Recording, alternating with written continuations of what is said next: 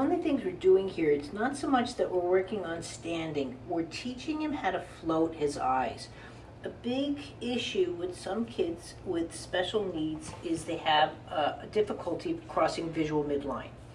And the visual midline is something so subtle, but that's it. You have to catch the vision, right? And you're just going to see just this little subtlety of a visual midline.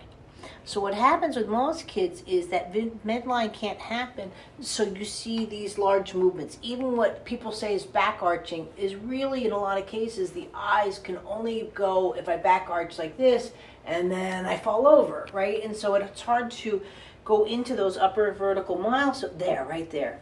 And so what I'm working on here is just strengthening his visual midline crossing. And this is what's going to get him from a short vision and then to like out to a long vision, right? Where he's doing that.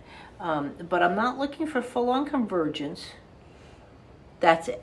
See? And as he works with that, right, and he starts to come up, then Felipe's there. This is where we have to do a tag team. It's just there to also help the pelvis go in there. Notice when we're doing this kind of movements, we're not working on the feet per se. That's not where standing comes from. Standing comes from the pelvis, right? But the pelvis, like the eyes, are the two places in the body where movement can go in both directions.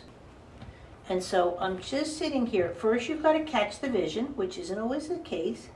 And then all I'm working with is just strengthening that ability for him to cross a visual midline. And when it happens, right, like again, to synchronize that up with the spine and pelvis. So we just start using the walker track right now. Again, not that we're working per se on the walking, but just take the load of holding up his body off so these things can connect. They really will connect with around 4.5 months. You'll start to see that visual midline getting crossed as a child gets a pubic bone strike and starts going into its vertical milestones that way.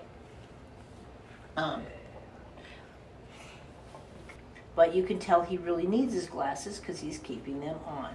The child has problems keeping on their glasses. The glasses might not be cut right. And or they're the wrong prescription. But it's very rare that when a child can see that they don't keep the glasses on. But unfortunately, too, lots of times they get overlooked at for sensory issues when it's really the fault of the glasses. They're just not proper.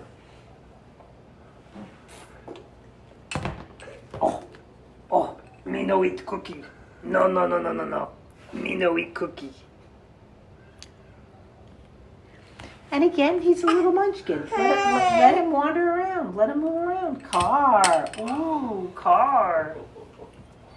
And they're going to go in and out with their vision. You can't get vision 100% all the time. And it doesn't happen to us. Take someone to a restaurant now with all the TVs around. You're going to lose the person. And that's okay. Yeah!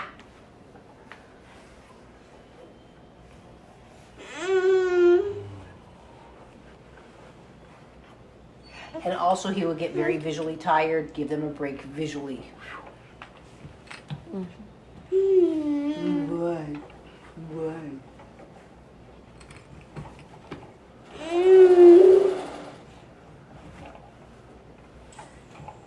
But see here, see the visual midline having problems, and that's why we're working on it.